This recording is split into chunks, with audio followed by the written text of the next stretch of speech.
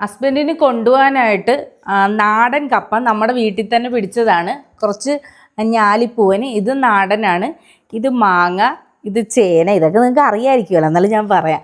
ഇത് ചേമ്പ്, ഏത്തപ്പഴം, റംബൂട്ടാൻ, കുറച്ച് സ്നാക്സ് ഐറ്റംസ്, ഉണ്ണിയപ്പവും അലുവായും കപ്പോർത്ത ചിപ്സ്, അങ്ങനെയുള്ള ഐറ്റംസ്. പിന്നെ ഈ ഐറ്റംസൊക്കെ ഞാൻ തന്നെ ഉണ്ടാക്കിയതാണ്. ഇത് ചെമ്മീൻ നമ്മൾ ഒരു കൊണ്ടാട്ടം പോലെ ഉണ്ടാക്കി വെച്ചിരിക്കുകയാണ്. പിന്നെ ഉണക്കമീൻ ഇത് വറുത്തിരിക്കുകയാണല്ലേ, അവിടെ ആകുമ്പോൾ ഭയങ്കര സ്മെല്ലായിരിക്കുമല്ലോ.